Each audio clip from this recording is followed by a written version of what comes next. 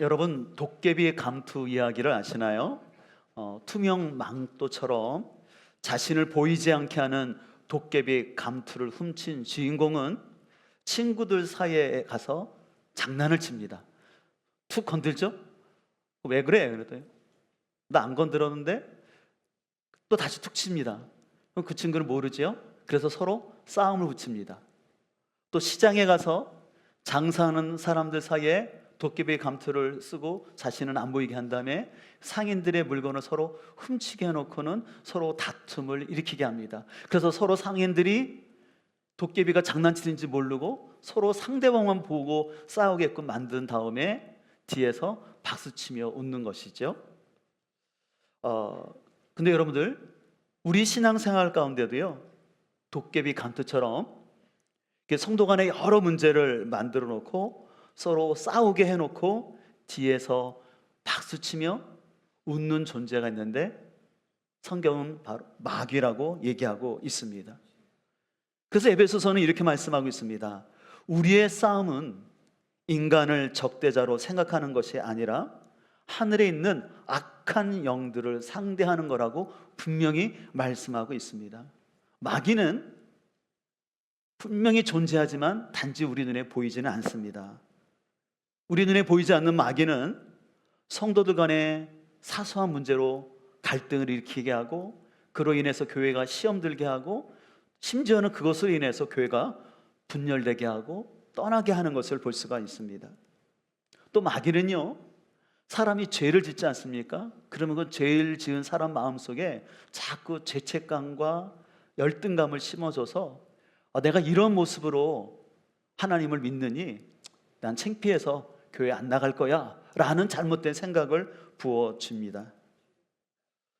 또 우리에게는 사람들을 향하여서 실망의 마음들을 부어놓지요. 그래, 사람이 변한다는 게 쉽지 않은데 사람을 안 변해 라고 하면서 어떤 사람을 향한 열정과 기도가 식어지고 포기하게끔 하는 것을 볼 수가 있습니다. 그러놓고는 계속 우리의 마음속에 어떤 사람에게만 초점 두고 그 사람이 왜 저럴까? 자꾸 그 사람을 향해서 불평한 마음을 심어줍니다. 그러나 여러분들 기억하십시오. 우리 뒤에는, 배후에는 마귀가 있다는 것입니다. 그러나 많은 사람들은 오늘날 같은 과학시대에 무슨 마귀나 귀신 얘기하느냐, 그런 얘기하는 사람들은 좀 미신적인 거고 신앙 수준이 낮은 사람이야 라고 생각하게 합니다. 또 반대로 어떤 사람들에게는 마귀라는 잔재를 너무 두려운 존재로 익히게 해서 굉장히 마귀나 귀신이라는 얘기만 들으면 두렵게 합니다.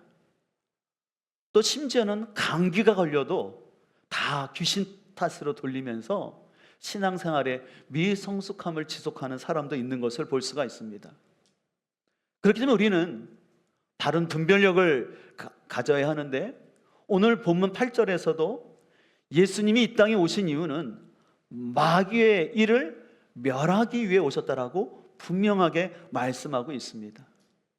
그래서 오늘 본문을 통해서 본문에 대한 자세한 설명보다는 주제 설교를 통해서 과연 마귀가 어떻게 역사를 하고 그렇다면 그런 마귀를 우리가 어떻게 몰아내고 승리의 삶을 살 수 있을지 함께 은혜를 나누고자 하는데요.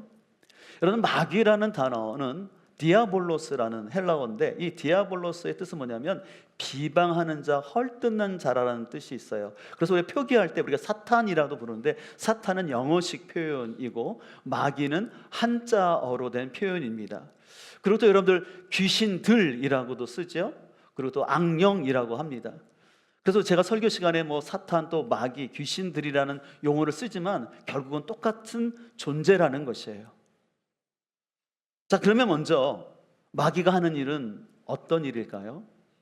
먼저 마귀는요, 하나님의 일, 다시 말해서 교회를 대적하고 방해하는 일을 합니다. 마태복음 16장을 보게 되면 예수님께서 가이사라 빌립보라는 곳에 갔었을 때 베드로를 통해서 귀한 신앙 고백을 들었어요. 그래서 예수님은 그 베드로의 신앙 고백 위에 주님의 교회를 세우겠다고 말씀하신 다음에 내가 그 교회를 세우기 위해서 이제 십자가의 길을 가겠다라고 얘기하셨습니다. 그랬을 때 베드로가 주님을 향하여 향변했다 그랬어요. 이 항변했다라는 것은 뭐냐면 예수님을 꾸짖으면서 주님, 십자가의 길을 가신다니요 라고 주님의 길을 막았어요. 그랬을 때 예수님께서 뭐라고 말씀하셨냐면 사탄아, 내 뒤로 물러가라. 너는 나에게 걸림돌이다. 너는 하나님의 일을 생각하지 않고 사람의 일만 생각하는구나 라고 꾸짖으셨어요.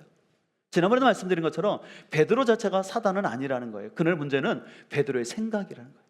지금 베드로가 네가 갖고 있는 생각, 그 생각은 하나님의 생각이 아니라 바로 인간적인 생각으로서 바로 너의 그 생각은 나의 길에 걸림돌이 된다. 내가 가는 길은 인류를 구원하기 위해서 십자가의 죽음을 통해서 하나님의 구원 역사를 이루려고 하는데 너는 그 길을 막고 있다라고, 바로 너의 생각이 그 길을 막고 있다라고 베드로에게 말씀하셨던 것을 볼 수가 있습니다. 우리는 흔히 귀신 들렸다 생각하면 어떤 사람이 이상한 소리를 내거나 아니면 눈 동자가 돌아가거나 아니면 뭐 입에 거품을 물고 막 그런 현상으로 많이 생각을 하는데요. 여러분들, 마귀가 제일 먼저 어디에 있는지 아십니까? 오늘 예수님의 말씀처럼 베드로의 생각 속에, 베드로의 마음 속에 사단의 생각이 주어지는 것을 볼 수가 있어요. 특별히 베드로처럼 자기 오름, 베드로는 주님이 십자가에 죽으면 안 된다고 생각한 거예요. 주님이 왕이 돼야지 어떻게 메시아가 십자가에 죽을 수 있습니까? 라는 자기 오름이라는 것들, 자기 생각이 강한 사람일수록 때로는 사단의 도구가 되기 쉽다라는 것입니다. 그래서 안타깝지만 교회 안에서도요, 자기 생각이 옳다고 큰 목소리를 내는 사람들이 있는데 나름대로 교회를 생각한다고 큰 목소리를 내지만 실은 그 생각 때문에 오히려 교회가 갈등을 겪고 교회가 해체되는 안타까움을 볼 수가 있습니다. 그래서 요한계시록 12장은 이렇게 말하고 있습니다. 그래서 그 큰 용, 곧 그 옛뱀은 땅에서 쫓겨났습니다. 그 큰 용은 악마라고도 하고 사탄이라고도 하는데 온 세계를 뭐 하던 자라고 그럽니까? 미혹한다는 거예요. 사람들을 어리석게 만들었다라는 거예요. 그래서 10절에 보면 우리의 하나님 앞에서 밤낮으로 그들을 헐뜯는 자가 쫓겨났다. 그러니까 마귀가 하는 역할은 뭐냐면 서로를 헐뜯는 일이에요. 서로를 비난하고 정죄하는 그 일들을 통해서 사람들을 미혹해 하고 있다고 말하고 있습니다. 오늘날도 사단은요, 각종 사상이나 문화를 통하여서 미혹하고 성도들로 하여금 서로 헐뜯게 하면서 넘어지는 것을 볼 수가 있어요. 여러분들 유튜브에도 보게 되면 많은 정보들이 있지만 때로는 제가 볼 때 참 걱정스러운 것들은 뭐냐면 사람들에게 특별히 하나님에 대해서, 교회에 대해서 의도적으로 부정적인 이야기들의 유튜브가 올려오고 거기에 수많은 사람들이 댓글을 부정적인 얘기들을 자꾸 들어요. 근데 문제는 그런 유튜브만 자꾸 보는 사람들은 어떤 생각을 하냐면 교회는 나가면 안 돼, 교회 목사님 믿어도 안 되고 나는 교회 안 나갈 거야 라는 자꾸 부정적인 생각을 사람들에게 심어주고 있다라는 것이에요. 여러분들, 그래서 사람들의 마음을 미혹해 하는 거예요. 심지어는 마귀는요, 예수님까지 시험을 하는데 말씀을 가지고 예수님을 유혹했던 것을 여러분 기억해야 됩니다. 마태복음 4장 6절에서 사단은 이렇게 말하고 있습니다. 내가 하나님의 아들이거든 여기서 뛰어내려 보라. 성경에 기록하기를 하나님이 너를 위하여 자기 천사들에게 명하실 것이다. 그리고 그들이 손으로 너를 떠받쳐서 너의 발이 돌에 부딪히지 않게 할 것이다 라고 얘기하면서 사단은 예수님이 가야 할 십자가의 길이 아니라 멋진 왕으로서 살아가라고, 한번 네가 한번 뛰어내리면 너의 왕됨을 보여줘라. 여러분, 사단이 말씀을 가지고 예수님까지도 유혹하는 것을 봤을 때 오늘날 이 마귀는요, 다양한 방법을 통해서 하나님의 구원 역사를 방해하고 하나님의 구원 역사를 위해 세우신 교회들을 흔들고 있는 것을 볼 수가 있어요. 그래서 우리는 교회 안에 어떤 문제들이 생겼을 때 절대 여러분들 사람을 대상으로 싸우지 않기를 소망합니다. 결코 누구를 미워하지 않기를 소망합니다. 그리고 나의 옳음이라는 잣대를 내려놓고 혹시 그 가운데 사단의 역사는 없는지 잘 분별할 수 있기를 소망합니다. 그래서 우리는 서로를 계속해서 사랑하면서 교회를 보호하고 그 교회가 하나님의 일을 잘 감당할 수 있도록 영적인 분별력이 있기를 소망합니다. 두 번째로 사단은 하나님의 일을 방해할 뿐만 아니라 성도들의 믿음이 자라지 못하게 합니다. 누가복음 8장 12절에 이런 말씀이 있습니다. 길가에 떨어진 것들은 말씀을 듣기는 하였으나 그 뒤에 악마가 와서 그들의 마음에서 말씀을 빼앗아 가므로 믿지 못하고 구원을 받지 못하게 되는 사람들이다 라고 말하고 있어요. 예수님께서 마음밭의 비유를 하시는 거예요. 근데 어떤 밭은 열매를 맺지 못하는 밭이 있는데 그 특징이 하나는 뭐냐면 하나님의 말씀은 들었지만 곧바로 누가 왔다라는 거예요? 악마가 와서 그 마음 속에서 말씀을 빼앗아 간다는 거예요. 그러므로 인해서 믿지 못하게 하고 구원을 받지 못하게끔 악마가 역사하고 있다라고 말씀을 하셨어요. 여러분, 로마서 10장 17절에 보면 믿음은 어디서 난다고 말씀하고 있습니까? 들음에서 난다고 말씀하셨죠. 근데 그 들음은 바로 그리스도의 말씀이라고 성경은 말씀하고 있는데 사단은요, 우리를 하여금 하나님의 말씀을 듣지 못하게 해요. 제가 아는 분도 참 똑똑하고 책도 많이 읽는 분인데 그분이 그런 얘기를 하더라고요. 자기가 다른 책들은 참 많이 보는데 성경책만 읽으려 하면 졸음이 온대요. 성경이 무슨 얘기인지 잘 모르겠대요.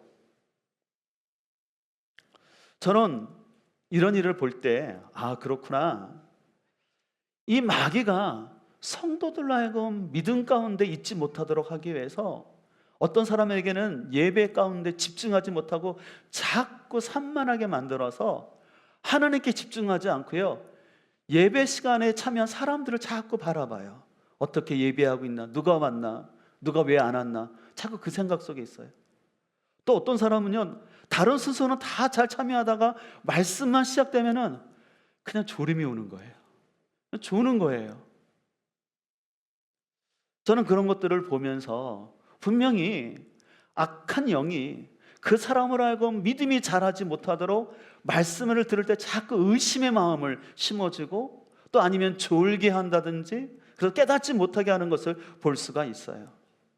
그래서 우리는 그런 사람이 보여질 때 우리는 기도를 해줘야 됩니다. 하나님, 악한 영이 그 사람의 마음을 빼앗지 못하게 하여 주옵소서. 그의 영혼을 산만하게 하거나 말씀을 듣지 못하게 하는 어둠의 영들이 역사하지 않도록 우리가 기도를 해줘야 합니다. 그때 조심할 것은 절대 그 사람이 귀신 들렸다 그런 표현하면 절대 안 됩니다. 또 한 가지, 마귀는 우리 안에 물질에 대한 왜곡된 생각을 불어넣어서 넘어지게 하는데 그 대표적인 인물이 가룟 유다입니다. 요한복음 13장 2절에 보면 마귀가 벌써 시온의 아들 가룟 유다의 마음에 예수님을 팔려는 생각을 넣어줬다고 그랬어요. 아까도 말씀드렸죠? 마귀는 어디 가운데 역사하냐면 우리 마음과 생각 가운데 제일 먼저 역사해요. 여러분들, 유다는 돈에 대한 욕심이 많았던, 관심이 많았던 것 같아요. 그래서 그 제자들 사이에서 재정을 돌보던 사람이었는데 예수님이 십자가의 길을 간다고 하니까 유다는 아마 본전 생각이 났던 것 같아요. 그런 예수님이 왕이 되시면 거기서 뭔가 큰 얻을 생각을 했었는데 예수님이 십자가에 죽는다고 말씀하시니까 3년 동안이나 예수님을 따랐던 또 자기의 목적이 이루어지지 않는 것에 대한 본전 생각이 났는지 예수님을 팔아야 되겠다라는 그 생각이 그를 점령한 것을 볼 수가 있습니다. 결국은 그 잘못된 생각으로 인해서 스스로 목숨을 끊는 것을 볼 수가 있어요. 사도행전 5장을 보더라도 이런 말씀이 있습니다. 베드로가 이르되 아나니아야, 어찌하여 사탄이 내 마음에 가득하여 내가 성령을 속이고 땅값 얼마를 감추었느냐. 초대교회가 아름답게 부흥하고 있는 그 시기에 그 교회 안에 있었던 아나니아와 삽비라 부부에게 사단이 그들의 마음을 유혹합니다. 그래서 그들에게 성령을 거짓말하게 합니다. 우리 새 가족들이 많은데요, 사단은요, 여러분이 믿음 생활하는 것을 굉장히 싫어합니다. 왜냐하면 여러분이 예수님을 믿지 않고 있을 때는 자신의 통치권 안에서 자기가 마음대로 다루던 사람이었는데, 그 사람이 사단의 통치가 아니라 예수님의 통치를 받으면서 새 생명 가운데 살아가는 걸 싫어하기 때문에 어찌하든지 그 사람을 넘어뜨리려고 해요.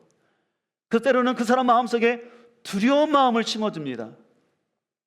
예수님 믿으면 안 돼, 예수님 잘못 믿으면, 교회 잘못 나가면 돈을 뺏기거나 시험을 당할 수 있어.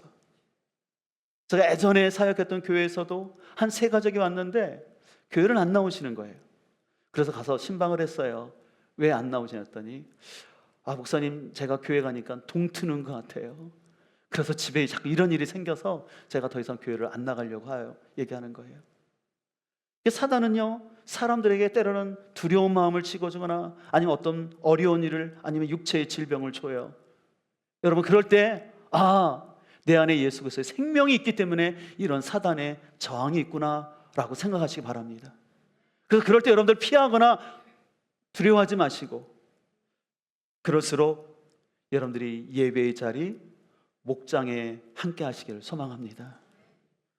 내가 믿음이 흔들리고 연약할 수 있지만, 그러나 그 가운데 내가 예배의 자리에 가서 하나님의 말씀을 듣고, 그리고 목장에서 함께 삶을 나누고 나의 고민을 나눌 때 나의 믿음이 자라가고 영적인 방해를 극복할 수가 있는 거예요. 근데 도깨비 간투처럼 사단이 제일 좋아하는 일은 뭔지 아세요? 나 같은 사람 믿어봤자 안 돼. 그래서 스스로 포기하게 만들고, 교회가 빠지면 안 돼. 그러면서 나는 나 혼자 열심히 믿을 거야 라고 하면서 공동체에서 멀어지게 하는 것입니다. 다시 한번 권면드리는 것은, 여러분들 삶 가운데, 신앙생활 가운데 어려움이 올 때 절대 두려워하지 마시고 의심하지 마시고 계속해서 하나님 앞에 나올 수 있는 여러분들에게 소망합니다. 그렇다면 우리는 이런 마귀를 어떻게 물리칠 수 있을까요? 우리는 먼저 우리 안에 있는 죄의 쓰레기들을 깨끗하게 치워야 합니다. 요한복음 8장을 보게 되면 현장에서 가늠하다 잡힌 여인을 예수님께서 용서하시면서 뭐라고 말씀하셨냐면, 나도 너를 정죄하지 않으니 다시는 죄를 범하지 말라라고 말씀하셨어요. 왜 예수님이 이 얘기를 하셨을까요? 예수님께 용서함 받았을지라도 이 여인이 만약에 똑같은 죄를 반복해서 범한다면 믿음이 자라지 않고 하나님 나라에 들어갈 수가 없기 때문에 그렇습니다. 여러분들, 그 집안에 보면 날파리들이 낄 때가 있잖아요. 여러분들, 어떻게 하면 날파리를 잡을 수 있을까요? 살충제를 뿌리는 방법도 있지만 쓰레기 자체를 치우면 되는 거예요. 제가 지난 금요일 날 집을 이렇게 딱 들어가는데 현관 앞에 뭐가 좀 냄새가 나는 게 있는 거예요. 그러니까 뭔가 봤더니 쓰레기 봉지가 있더라고요. 제가 또 코가 좀 제가 민감하다 보니까 이게 저희 집뿐만 아니라 현관에 있으면 냄새 나잖아요. 그래서 제가 피곤하지만 빨리 그걸 꺼내다가 이제 분리수거장에 버리고 왔어요. 버리고 있는 게 당연히 뭐예요? 냄새가 안 나죠. 근데 혹시 여러분 중에 쓰레기 한꺼번에 모았다 버려야지 생각하면서 자꾸 날파리가 있고 냄새가 나는데 그것을 여러분들 쓰레기 봉지를 계속 집안에 두는 사람 있을까요? 뭐 그렇게 사는 분들도 있지만 우리는 어떻게 할까요? 빨리 버리는 거예요. 여러분, 그거 마찬가지로요, 여러분 안에 사단이 여러분을 넘어지게 하고 내 안에 어떤 죄가 있다면 즉시 미루지 말고 예수님 앞에 회개하시기 바랍니다. 회개하면 예수님의 그 보혈이 우리를 깨끗하게 하신 줄 믿습니다. 여러분, 죄 처리를 미루지 마세요. 생각날 때마다 성령님께서 마음에 깨닫게 하실 때마다 바로바로 예수님께 회개하고 그 죄를 깨끗하게 버릴 수 있기를 소망합니다. 그래서 오늘 본문 8절에서 이렇게 말씀하고 있어요. 죄를 짓는 자는 누구에게 속하였습니까? 마귀. 계속해서 말하는 거예요. 계속해서 죄를 짓는 사람은 마귀에게 속하나니, 마귀는 처음부터 범죄함이라고 말하면서 하나님의 아들이 나타나신 것은 마귀의 일을 멸하심이라고 말씀하고 있어요. 이런 마귀가 어떤 존재입니까? 처음에는 하나님을 찬양하는 존재였어요. 근데 자기가 너무 뛰어난 거예요. 그 영광에 취해서 하나님을 대적했던 존재였죠. 그래서 마귀의 특징은 교만함입니다. 그리고 거짓말장이죠. 그리고 자신의 자리를 지키지 않고 쫓겨났어요. 그리고 사람들을 이간질시키는 게 마귀의 특징이라고 말씀드렸어요. 그런데 예수님이 오셨어요. 왜 오셨냐면 오늘 요한 사도는 분명히 말합니다. 예수님이 오신 이유는 마귀의 일을 멸하니라. 여러분들, 마귀의 영향분이 있어요. 마귀가 왜 우리를 공격하는 줄 아십니까? 그것은 바로 우리의 죄예요. 그리고 죄로 인한 죽음이에요. 그래서 마귀는 우리의 죄와 죽음이라는 무기를 가지고 우리를 공격해요. 근데 예수님이 이 땅에 오심으로 말미암아, 우리를 위해서 속죄의 피를 흘려주심으로 말미암아 우리의 죄의 문제를 해결해 주셨고, 그로 말미암아 죽음이 두렵지 않게 해주신 줄 믿습니다. 그렇기 때문에 우리는 이 예수 그리스도를 의지하여서 예수님이 마귀의 일을 멸하신 것처럼 그 예수의 이름으로 우리의 죄를 회개하고 주님 앞에 나아갈 때 주님께서 우리를 깨끗하게 하고 온전한 믿음으로 세워줄 줄 믿습니다. 그런데 죄송하지만 아무리 교회를 오래 다니고 봉사를 한다라도요, 반복적인 죄를 끊지 않고 자기 오름, 자기 고집이 강하면 믿음이 안 자라요. 왜? 자기 생각이 빠르거든요. 자기 생각이 빠르다는 것은 자기 판단이 있다라는 거예요. 그러면 자기 기준에 안 맞으면 자꾸 그것을 자기 생각으로 커트해내요. 근데 그 이면에는 마귀가 그 사람의 생각 가운데 계속해서 조장하고 있음을 생각해 봐야 합니다.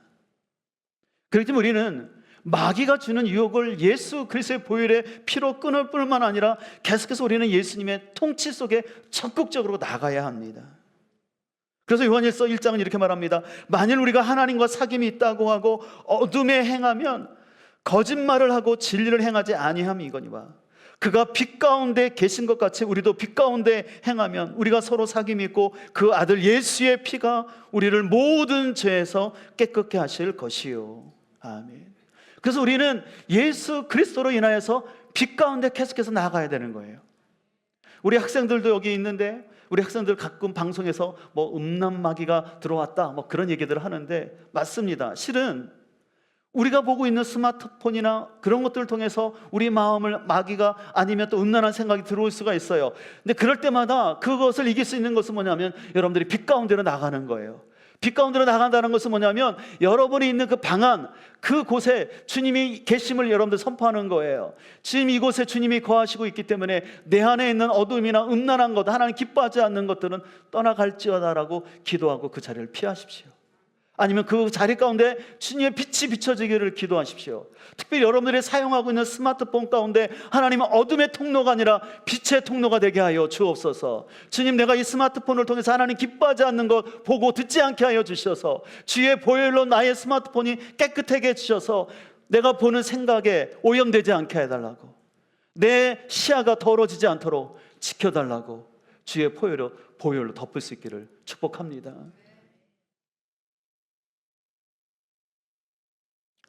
그렇기 때문에 오늘 요한일서 3장 9절은 또 이렇게 말합니다.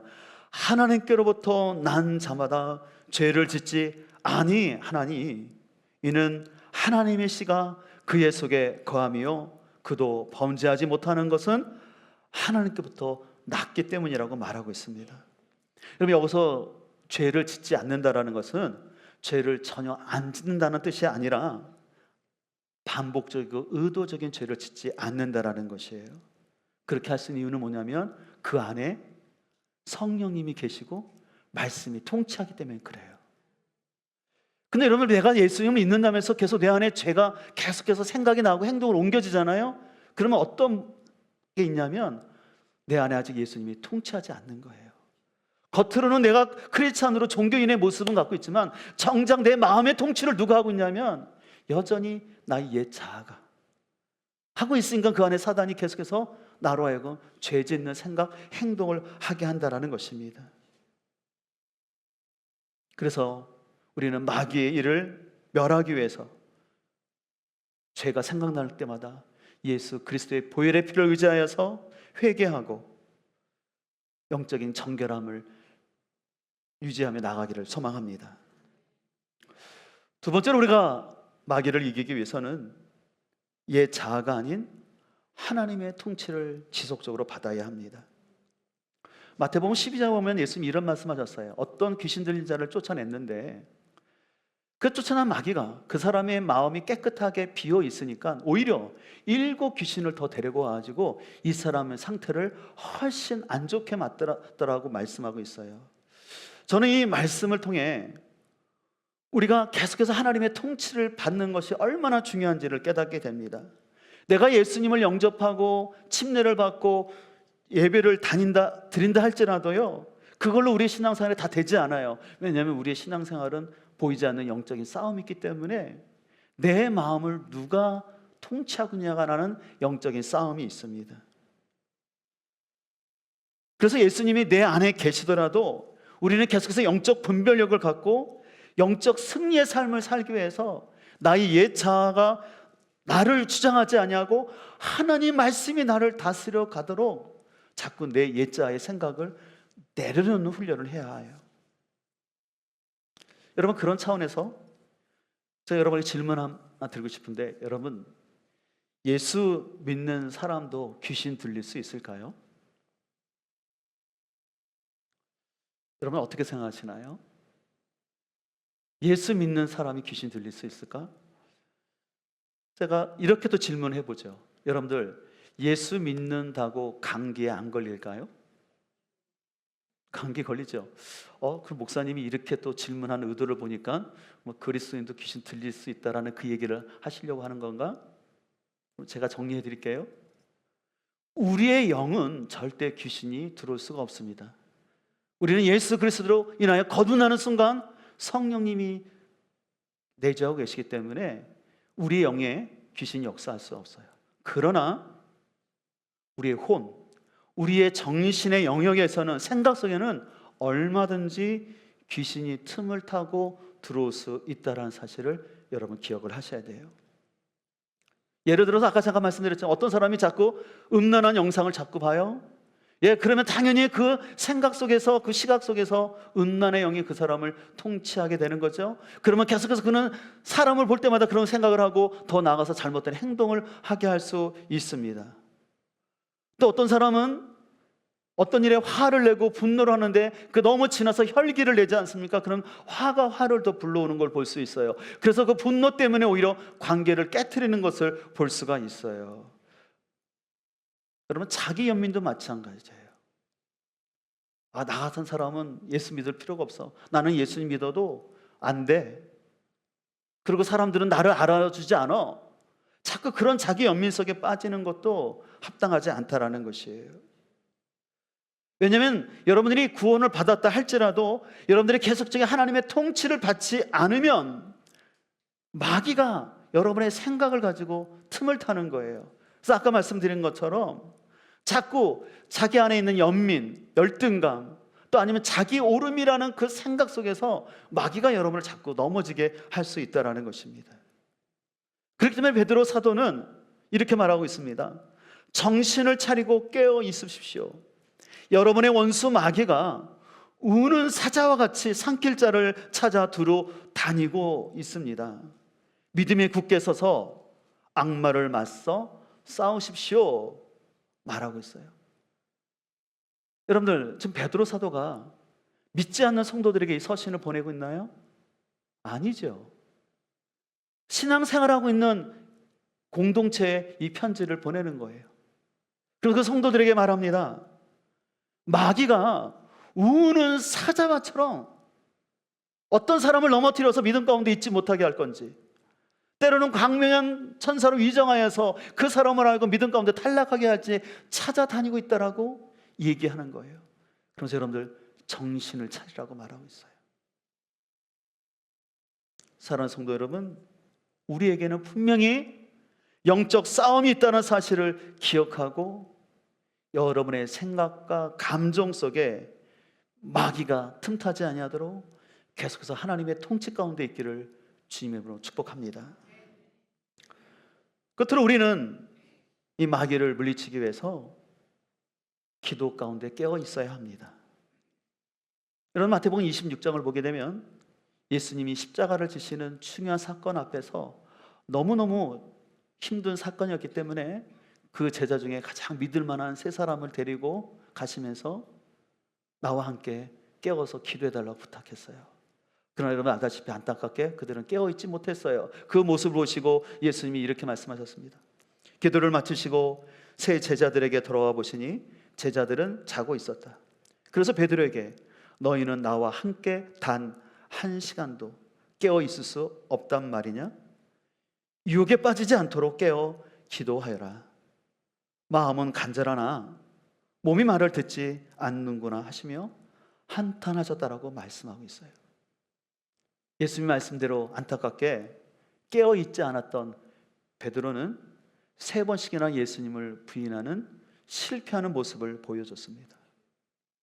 베드로는 자신이 깨어 기도하지 않음으로 인해 실패했던 자신의 흑역사를 너무너무 잘 알고 있었기 때문에 자신이 목회하는 성도들을 향해서 자신의 실수를 그대로 고백하면서, 다 알잖아요. 베드로가 어떤 사람인지, 어떻게 주님을 배반했는지 다 알기 때문에 그들을 향해 얘기하는 것. 나와 같은 실수를 하지 않도록 깨어 있으십시오. 그래서 베드로전서 4장 7절에 이렇게 말합니다. 우리 같이 한번 읽도록 하겠습니다. 세상의 종말이 가까이 왔으니 정신을 차려 마음을 가다듬고 기도하십시오. 아까도 말씀드린 것처럼 믿지 않는 성도들에게 편지하는 게 아니에요. 믿는 성도들에게, 여러분에게 영적인 싸움이 있습니다. 우는 사자와 같이 여러분을 삼키려는 사단의 세력이 있으니 여러분들 정신을 차리고 마음을 가다듬어서 기도하십시오라고 권면하는 것입니다. 저는 오늘 베드로 사도의 권면이 우리 마음 가운데도 잘 들려지길 소망합니다. 저 개인적으로 요즘 더 하나님 앞에 기도하기를 애쓰고 있는데요, 좀 애쓰기보다는 몸부림치고 있다는 게 더 정확한 것 같아요. 하나님 앞에 제가 기도할 시간들을 확보하기 위해서 많이 몸부림을 칩니다. 왜냐하면 실은 저는 저희 신앙적 배경이나 제가 공부한 부분에 있어서 이런 사단이나 귀신, 이런 축사사역에는 저는 별로 관심이 없었어요. 그냥 예수님이 축사사역 하신 것은 복음서에 있는 사건이었지만 그 정도로만 생각했던 사람이었어요. 근데 제가 목회를 하면 할수록 또 말씀을 잘 준비하는 것도 참 중요하지만 그보다 더 중요한 것은 이 영적인 분별력과 영적인 파워가 있어야 된다는 걸 너무 많이 느껴요. 제가 영적으로 깨어있지 않으면은 사람들의 겉모습에 속을 수 있다는 걸 제가 너무 경험했기 때문에. 여러분들 죄송하지만 사람들이 굉장히 위선을 잘합니다. 굉장히 자신이 믿음 있는 사람처럼 행동을 해요. 근데 제가 겪어보니까 저부터도 그렇고 모든 사람은 철저히 죄성이 있고 죄악이 가득해요. 근데 깨어있지 않으면요, 인간적으로 현혹돼요. 그 사람이 가진 사회적인 지위, 그 사람의 학벌, 그럴싸한 직장, 그래가지고 그 사람의 믿음이 없는 사람임에도 불구하고 그 사람이 마치 옳은 사람처럼 그 사람들의 말에 휩쓸려서 자신의 믿음뿐만 아니라 교회 공동체를 흔드는 행동들을 하더라고요. 저 역시도 제가 주님 앞에 깨어있지 않으면 사람들을 분별하지 못하고 잘못된 선택을 할 수 있다는 걸 저는 경험하게 됩니다. 그래서 요즘 제가 더 하나님 앞에 애쓰는 것은, 당연히 말씀을 묵상하고 준비하는 것 중요하지만 더 기도해야 되겠다는 생각이 들더라고요. 하나님 앞에서 영적인 돌파를 경험하고 싶은 마음이 있고, 또 우리 성도들 가운데 연약함이 있는데 성도들이 겉으로는 변한 것 같지만 여전히 그 마음속 깊은 곳에서 뿌리 잡고 있는 그 본질적인 것들이 변하지 않고는 해결이 안 되는 거예요. 근데 그걸 어떻게 해결할 수 있느냐? 오직 예수 그리스도의 능력으로 가능한 줄 믿습니다. 근데 그 능력은 우리에게 있는 것이 아니라 오직 주님으로부터 오기 때문에 우리는 기도할 수밖에 없는 거예요. 그리고 기도 가운데 성령에 충만하게 되면 어떤 줄 아십니까? 드러나지 않았던 어둠의 영이 나타나요. 그 사람 배후에서 역사하고 있는 악한 영의 세력들이 보여져요. 그래서 제가 성경을 보면서 왜 예수님께서 이 땅에 오셔서 이렇게 축사 사역을 많이 하셨는지, 그리고 예수님의 제자들이 왜 나가서 귀신을 내어 쫓고, 또 성경에 이런 얘기가 기록되어 있는지, 성경이 미신적인 것이 아니기 때문에, 성경이 미신적인 것을 얘기하는 것이 아니라 분명히 이런 사건들이 있기 때문에, 악한 영들의 역사가 있기 때문에 우리로 깨어있기를 원하시는 거나 그걸 알게 하시더라고요.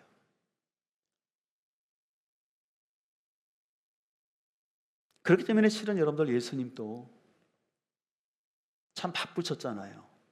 피곤하셨잖아요. 그런데 새벽 미명에 기도하셨고, 그 바쁜 중에 일부러 한적한 곳에 가셔서 기도하셨던 예수님을 바라보게 됩니다. 여러분, 예수님이라고 유혹이 없었을까요? 예수님에게 다만 유혹이 많았을 것 같아요. 그러나 예수님은 늘 하나님과의 관계 속에서 하나님이 원하시는 게 무엇인지를 계속해서 묻고 동행하시면서 십자가의 길을 온전히 순종함으로 승리하신 것을 볼 수가 있습니다. 그럼 마귀는 말씀드렸잖아요. 교만이고 이간질하는 게 마귀의 특징이라면 예수님은 겸손하셨어요. 하나님의 아들이심에도 불구하고 겸손하셨고, 예수님은 진실만을 얘기하셨어요. 우리가 영적 싸움에 승리하는 원리는 우리 주님이 하신 것처럼 영적인 겸손함을 가지고 진실을 얘기해야 될 줄 믿습니다. 근데 그 힘이 우리에게서 나오는 것이 아니라 주님 앞에 기도하며 나갈 때 주님이 이 힘을 주신다는 사실을 기억하고 우리 모두 깨어 있어서 여러분의 삶과 가정 가운데 일터에서 승리할 수 있기를 주님으로 축복합니다. 오늘 말씀을 마치면서 세 가지 여러분들의 적용들을 생각해 봤으면 좋겠습니다. 여러분들은 먼저 마귀의 존재와 또 마귀가 대적하는 영역을 잘 분별하기를 소망합니다. 무엇보다 마귀는 여러분의 생각과 마음 속에 역사한다는 사실을 잘 기억하십시오. 그리고 그 마귀를 이기기 위해서 나는 죄의 쓰레기를 순간순간마다 회개하고 있는가? 또 나는 옛 자아가 아닌 하나님의 통치를 계속해서 받고 있는가? 또한 영적 싸움의 승리를 위해서 기도하고 있는가? 이 질문에 우리가 스스로 생각을 하면서 기도할 때 하나님, 내 마음과 생각을 지켜 주시옵소서. 내 안에 부정적인 생각, 왜곡된 생각, 자기 연민으로 인해서 내 마음이 사단이 틈타지 않게 하여 주시옵소서. 내 안에 거짓됐고 더러운 것 정결케 하여 주시고 계속해서 하나님 통치받는 삶 되게 하여 주옵소서.